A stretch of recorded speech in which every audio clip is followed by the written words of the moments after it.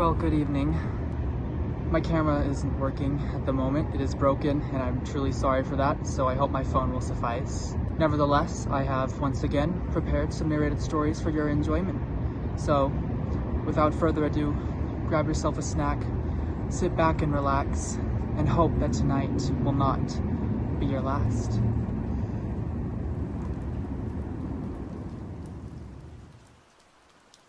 Just a quick warning about today's content, which features mentions of self-harm.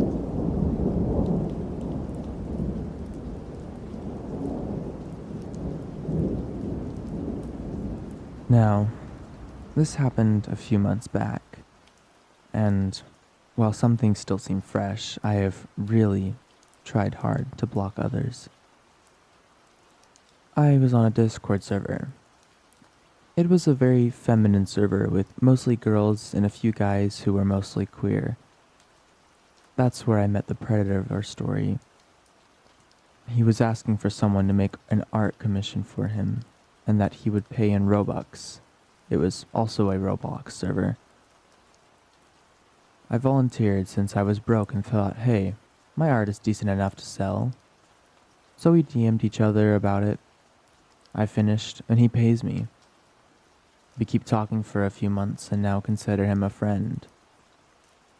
I realize now, looking back on it, that he was grooming me. For a while we stopped talking, and then I DM'd him again asking if he wanted another art commission.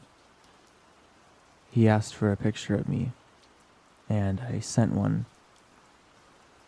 He said I was beautiful and stunning. I don't really remember how it happened, but he ended up manipulating me into sending him inappropriate pictures of me for Robux. I cried myself to sleep that night. I was in a very vulnerable state at that time, being 14, and had lost someone I had been really close with. All the stuff he was doing took a toll on my mental health and other things.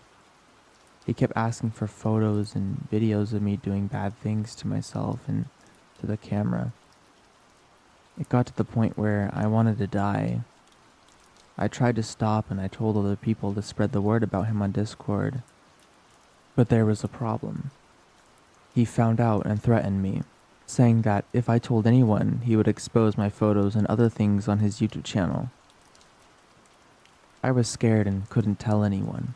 I felt trapped in a bubble of water with no way out. After a month, it had finally settled down and ended, or so I thought. My mom went through my phone and saw the things he said. I was victim shamed and told her I wanted to die. It was rough. A few months later, I ended up in a mental hospital for trying to hurt myself. It really helped me. I'm finally on the meds I need, and I'm slowly getting better. I blocked him and people who he was friends with on every social media my mom didn't delete. And that's the story for now.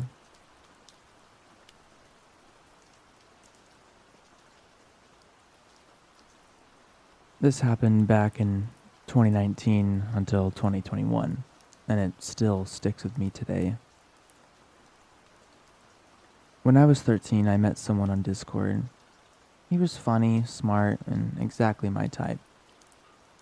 He was also 16. I didn't know my logic with that being okay at 13, but I was stupid and naive. And we became close friends. After about 3 months of knowing him, I told him I had feelings for him. We then ended up dating. Well, we lived across the country from each other, and we were basically just friends, but whatever. So as we were dating, he starts basically grooming me. As a kid who was always on the internet and was exposed to Kick, also, I was used to this behavior and thought it was fine. He had sent me nude photos, gross messages, and pretty much worshiped him. I wasn't allowed to talk to people on Discord without him there, and stuff like that. He told me he would hurt himself if I ever left, or how he was always on drugs because he was so sad. He was also incredibly racist and thought Nazi jokes were okay. I'm so mad at myself for not realizing that it wasn't okay back then. He ends up cheating on me with his ex and tossed me out of the door, doesn't talk to me anymore, and says we shouldn't talk anymore because we aren't together. Here's where it actually gets bad. New accounts pop up in the server we met on and start saying horrible things about me. Mary is a fat whale. Mary is rude, and more things of the sort. The accounts have names like Jerry Touches Kids or Big Fat Whale, etc. I had gotten in trouble with the server owners because it was my fault that people were saying these things. Like I had told them to spam things about me or something. The accounts also start messaging me to hurt myself, die from how I'm a whale, and more. I ended up blocking every account and move on with my life. Great. It was over with, or so I thought it was. Fast forward to a year, to late summer of 2019. Everything starts up again. The messages, him telling people lies and rumors and direct threats. I was sent unsolicited adult content, death threats, slurs, and that I should hurt myself because no one cares. At that time, I had undiagnosed depression and anxiety, and I almost did hurt myself. I went to therapy and tried to get over it. In 2020, right when the quarantine happened, I got a boyfriend. I was super happy and came out of my shell. He and I would play games on Discord together, and I joined more servers. Around 2 months later, I got another message.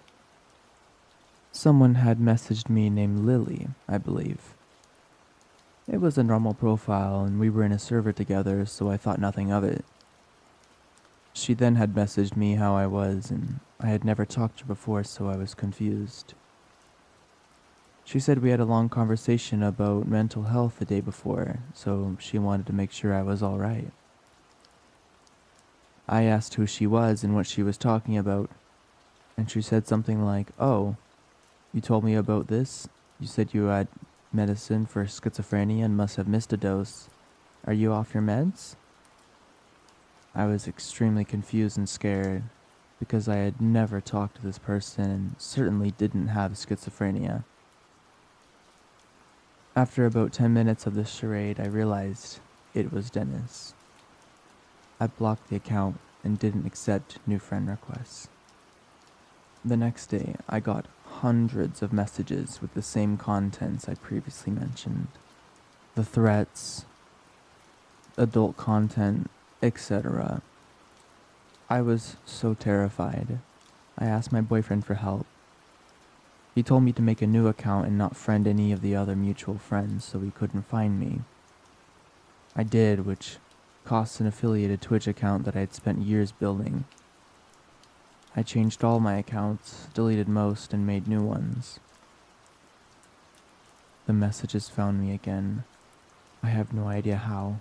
These new accounts weren't tied to me. I got fed up and had asked a mutual friend I thought I could trust some personal information about Dennis to go to the police and get a possible restraining order or something. I didn't totally know how the police handled these issues. Months go by and nothing.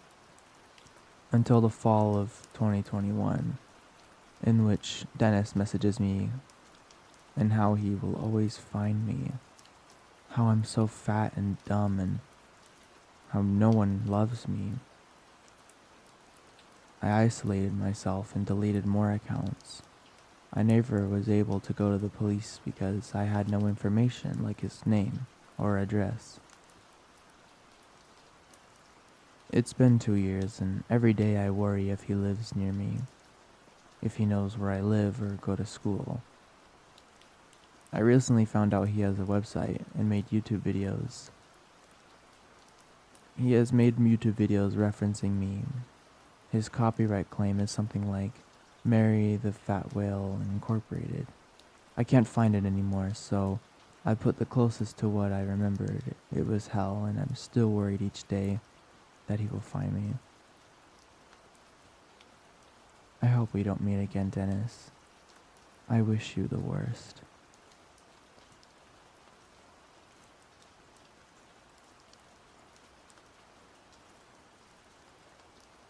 So, like a lot of people, I have a Discord account. It's got my first name on it and a picture of myself there. Mostly because I only used it to talk to real-life friends, so I didn't care about my face being there or anything. Well, recently I decided to try Minecraft for the first time in 4 years because my friends were talking about an upcoming update and they wanted us all to play it. So I figured I would hop on early and get familiar.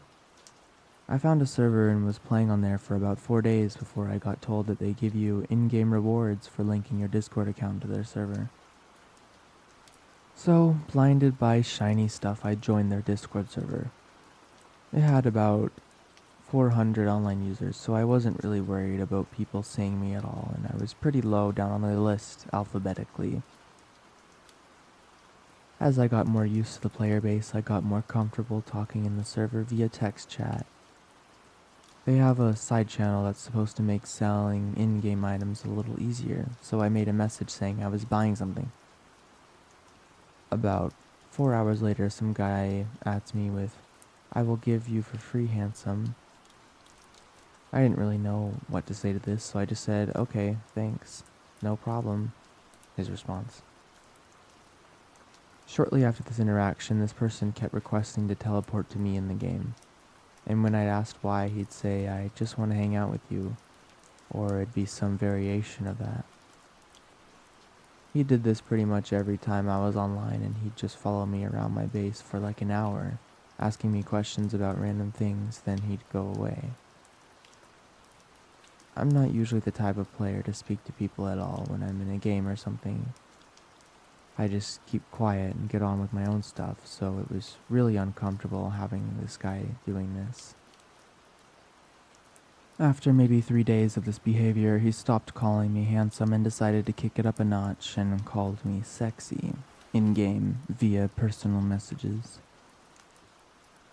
I politely asked him if he'd just stop calling me things like that, and he didn't respond back. 2 hours later, he messages me asking how old I am. I hesitantly reply 21. No response again. I decided to get off for the night, because I was tired. I boot up my PC 2 days later and open Discord to see someone has DM'd me on there, and it's this guy again. He said hello and asked me to call him next time I'm online. I didn't. I just ignored his message, then closed the conversation. By this point, the guy was really freaking me out. I had really bad anxiety problems when it comes to people giving me attention, so I decided to just turn off my computer and watch some YouTube on my phone. The next day, I opened Discord because a friend wanted me to watch him play Hearthstone again and give him advice. We do that for about an hour, then he gets off. About 40 minutes later, the guy who was being weird to me tried to call me, and I had a complete brain fart and thought it was my friend calling, so I accepted.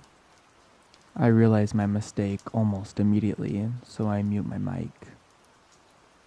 The guy is eating some potato chips from the sound of it, and after about 4 seconds of loud eating, he says, "Aw, don't mute. I'm curious to hear you speak."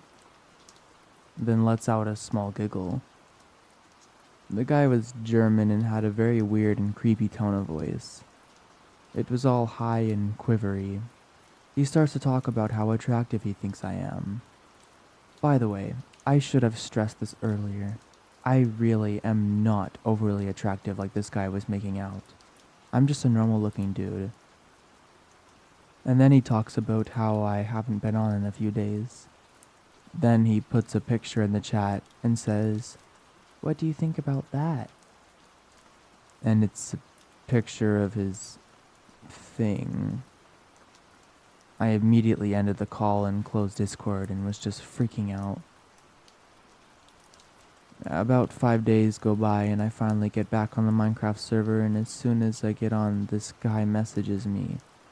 So I tab out and get the thought to open Discord and block this weirdo for good. When I open up the conversation, there's 8 unread messages from him, and 5 of them were thinking of you. I just quickly block him and then quit Discord. I alt-tab back in game, and luckily enough there's a /ignore command, which is basically the same as blocking him, so I do that as well. This was just so weird and crazy, and it's my first time experiencing something like this, ever. Even though it happened just under 2 weeks ago, I only fully got over it a few days ago. Like I said earlier, I get horrible anxiety when I get a lot of attention like that. What made it worse is that I was on an account that had my face on it and my first name, and the fact that I've never been in a situation where I've gotten attention from the same gender like that before. At the time, I just didn't know what to do because I was so anxious, but thinking back, I should have just blocked him immediately after he was making me uncomfortable. Because of this, I've enabled the setting on Discord where it doesn't automatically show images. I also messaged one of the admins of the Minecraft server telling them what happened, and they said they will take action.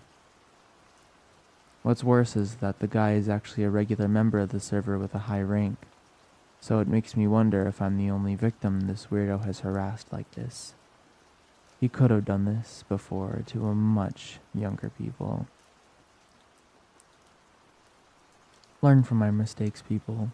This is the type of stuff you read about but don't think it's serious, but trust me, when it actually happens to you, it's entirely different.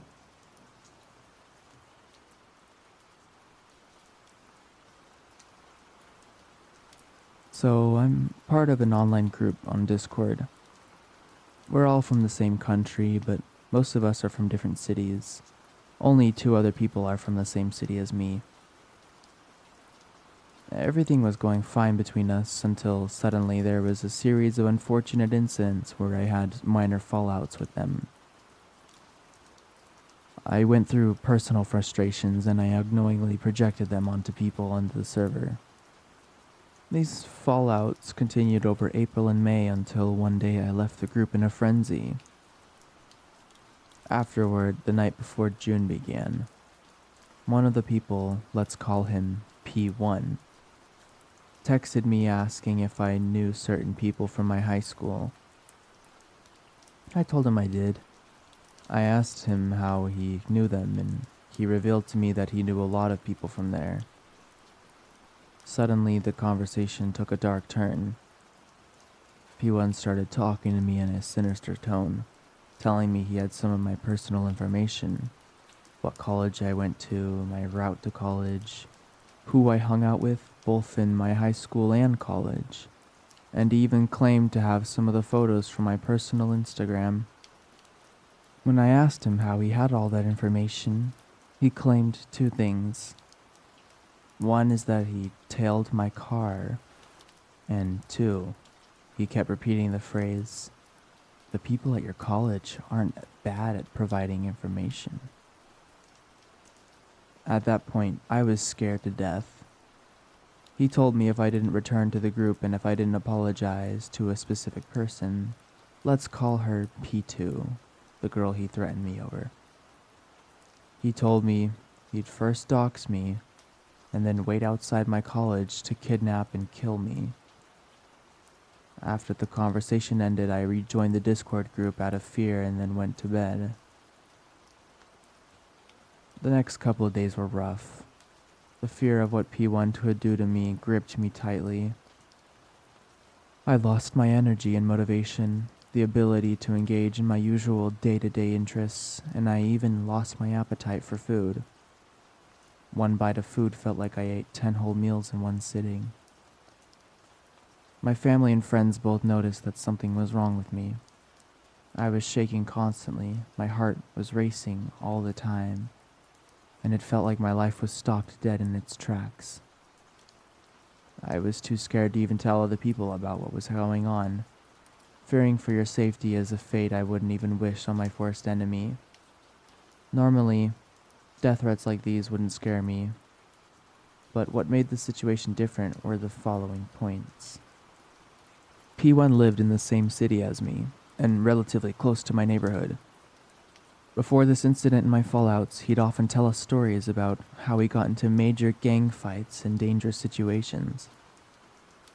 I had never received serious death threats before.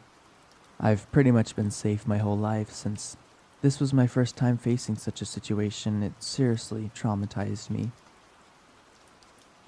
A couple of days later, I contacted P1 again and begged him to stop dictating me like that. Finally, he revealed to me his reason for scaring me.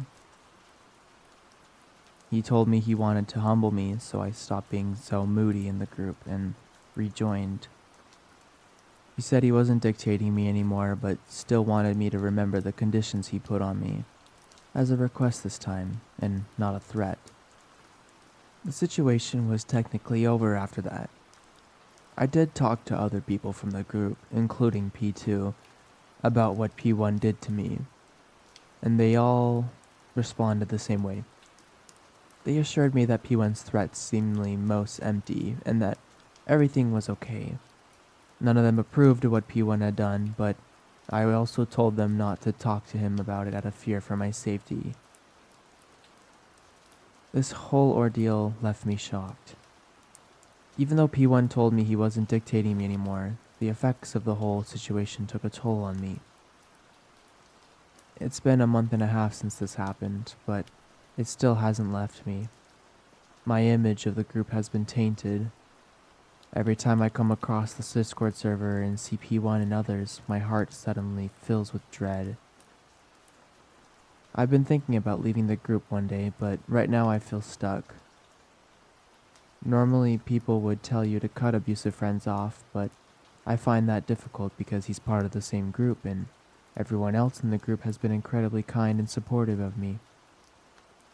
My mind keeps telling me that cutting P1 off means cutting everyone else off. Secondly, yes, I do have the option of just cutting off from my private socials, but I'm scared that he might threaten me again, even though he never implied he was going to force me to stay friends with him. So, this is my present situation. I'm stuck in a friend group that I don't want to be a part of anymore because of one of the people in that group thought it was a good idea to humble me by traumatizing me with threats. I've been experiencing traumatic reactions for a month and a half, where I have episodes of racing heart rates and an inability to eat, sleep, and engage in activities. I know that leaving the group is the best thing for me, but I'm too scared of what's going to happen to me if I do so.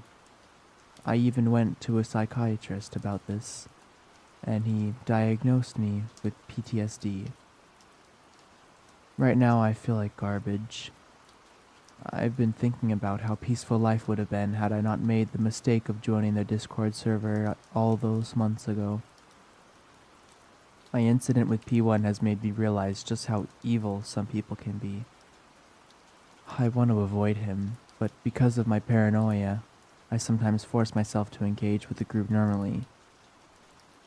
I don't ever want to meet P1 or interact with him in any way.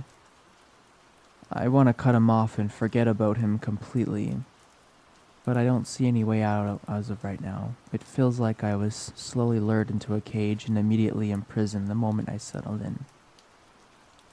I know very well that leaving the group is the right option for me right now because if I don't, my mental health will continue to decline.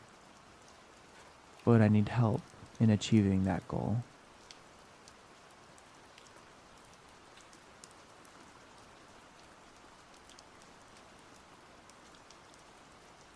I once met up with an old friend of mine, a friend I had known for a few years prior to the meetup in November 2017.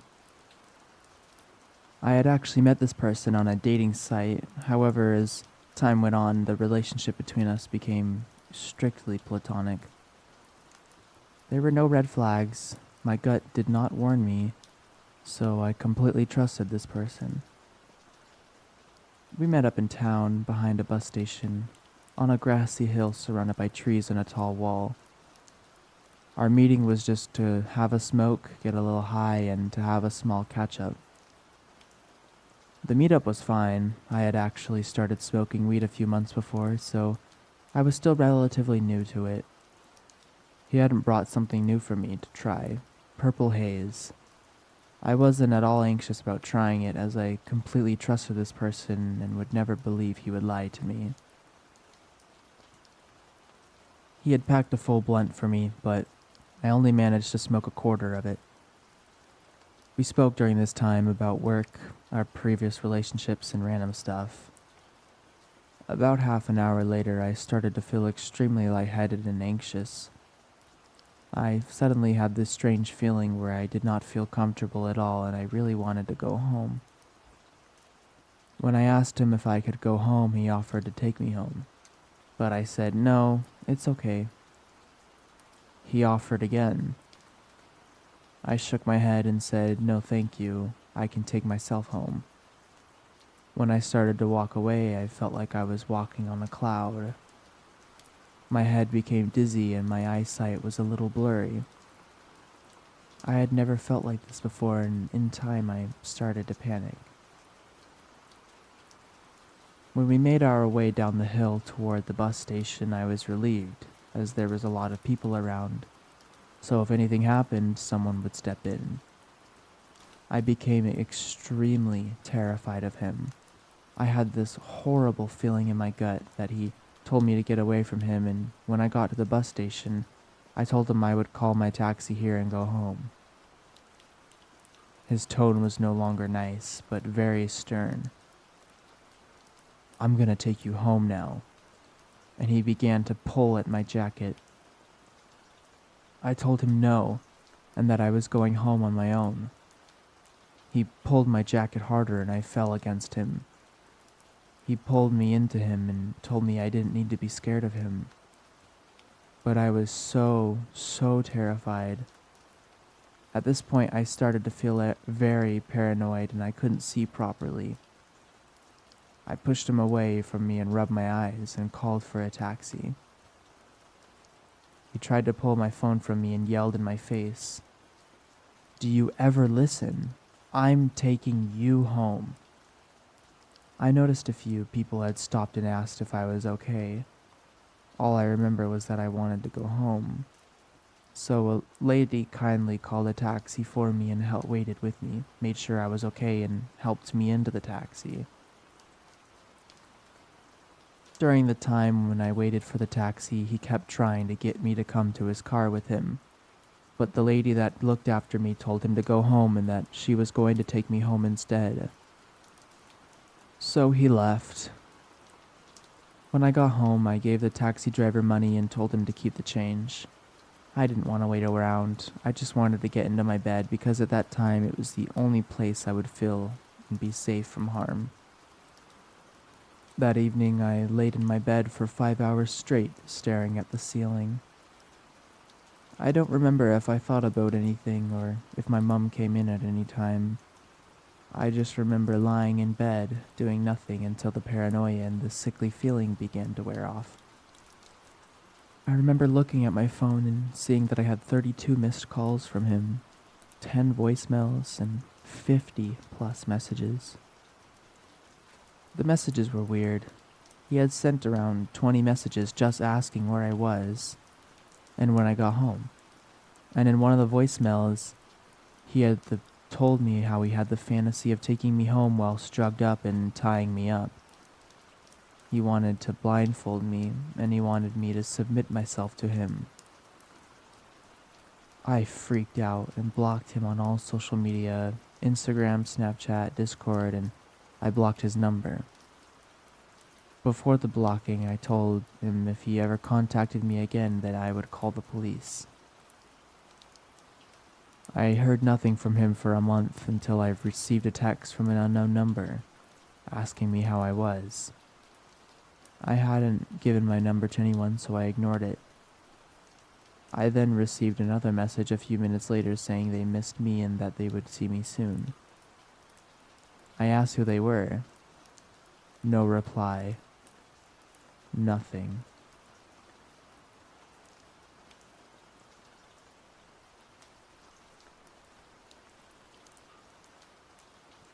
Okay, so I am a Roblox player still, despite my age. But basically, I have Discord and I sometimes add people online. So one day, I was playing this game on Roblox and this was about a month ago, so I think it was a breaking point. And this guy was being really nice and he would always let me win in 1v1, and so when he friended me it was an easy yes. Mistakes were made. He then asked me to join his Roblox place because he's wanting somebody to try it. It seemed like a Roblox game I could have whipped up in 2 minutes at age 10. After playing about 5 minutes, he asked if I have Discord. I reply with yes. He then asks for it, and I told him how my Discord name is in a different font and how I would have to add him. So he gave me his tag, and I added him. He added me back within seconds. I then told him I had to sleep because it was late. The next morning, I wake up to 10 new messages about how he doesn't want to play Roblox, he just wants to talk. Keep in mind, he sent these messages at 8 in the morning and it was now 10. I said, "Okay, what about?" And he instantly responded, "Anything." That was a red flag. We talked about life and Roblox, and eventually he asked what state I live in, and so eventually after he asked like 1,000,000 times begging I say, I finally caved and told him which state I lived in, and he replied with, "No way, I live there too." He then asked if we could meet up. Apparently he lived close, and when he asked what part of the place I lived, I simply said, "Sorry, I can't say that." He then asked if we can meet up sometime, and I kept saying no. The next day, 20 new messages. So I hopped on Discord and decided to see what they were. Apparently he had found this video on my YouTube channel and I had made with a friend, and he kept talking about how I was so good looking. But he was going on and on about how bad he wanted to meet, and so he kept asking me to call him. So out of curiosity I answered and muted my mic. He kept saying how he wished I would unmute so he could hear my voice again. And so I did not, but I did notice something. He didn't sound young. He sounded old. I eventually turned on my mic and asked in a deep voice, "How old are you?" He stuttered a bit and said, 54. Oh, I mean 14, sorry, I get mixed up a lot. I now knew he was older, and I said to him, "Don't message or call me anymore. You are not who you claim to be. Leave me alone." He got pissed and said how he was gonna find me and stuff.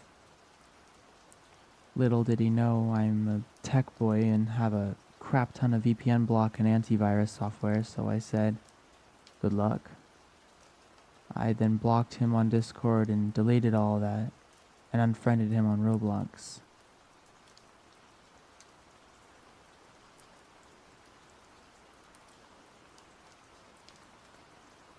So this happened in 2020 and I was 11 at the time. And this guy, let's call him Ali, slides into my DMs. I ignore him for a while, but then I get curious, so I reply with just a hi. The message has been pending for months now. He immediately replies asking me my name, location, and gender. I was being dumb, so I told everything true except my age. I said I'm 16. He was 19. That same night, he started excessively telling me how he wanted to make love to me, in detail, and marry me, telling me he wanted kids with me. Keep in mind, we've been talking for approximately an hour or two. Then the harassment. He wanted to see bad pictures of me. Kept saying that he wanted to see me and didn't stop until I sent something. I just sent a random pic on Google. But this was also the first time this happened to me, and he just kept going. Over that past month or so, he kept sending, wanting more, but I always declined and he still talked about what he wanted to do to me. He got angry, threatening me, telling me to look out, that he'd take the next flight to me. I then got scared and told him I was actually 12 to try and make it stop. Surprise, it didn't. And then he sent the text, "Are you scared?" in my native language, and I dead ass shit myself. I didn't know where he was.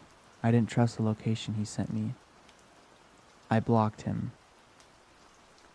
I unblocked him a year later, and he sent another message telling me to look out because he was in my country. He was drunk. I could see it on how he typed. He told me he was with girls that were prettier than me. Well, I hope they were also older than 13. But he scared me again. I blocked him again. I later found out after I blocked him for the first time, he moved on over to a new girl in a town over.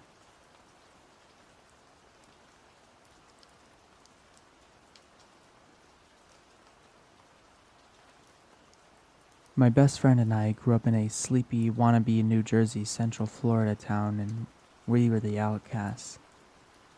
We had met in 6th grade, and I overheard her talking to another classmate about Bionicles, my 11-year-old self's passion. We became fast friends and soon were inseparable. Soon began the gauntlet of sleepovers, birthday parties, and family gatherings. But we were practically siblings. She was the first person I'd come out to as bisexual, and in turn I was the first person she'd told about being trans. Her home life was tumultuous, though. I can't say mine was any better. We often had a habit of taking refuge at each other's houses. Like I said, we became like siblings. Her father was an alcoholic, strict, and prone to physical discipline. Her sister was a stuck-up girl who soon gravitated toward the hicks and jocks when we entered high school. And her mother was a pseudo-vegan hippie love child held over by the 80s. When I was 23, herself 22 at the time, we had another long night of sleeping over in order to get her escape, yet another fight with her mother. She had recently lost her job at Walmart, and I was going in my first shift at Taco Bell the next day. On the drive home, the next morning, she excitedly told me that she had now had her own vehicle. She would be applying at pizza places that were in need of a driver. I was proud. It was the first time she'd hunted for her job on her own, as I'd usually been the one to coax her to apply where I was working. Not that she ever lasted very long. My first training day goes by quite well.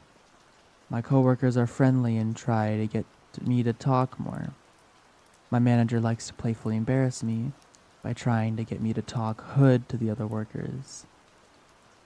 Being a training day, it wasn't a very long shift, but I had been up early in anticipation, and this was my first day on a job in a few months. I got home around noon, informed some of my internet friends that my first day went well, and around 5, preparing to lay in my bed, I got a Steam message. Her laminating another fight with her mother and asking if she could come over. Now, I had started to grow a bit weary of the fights on their end. I had began to repair my relationship with my family and a few friends, and I had given her advice many times on how to better approach things.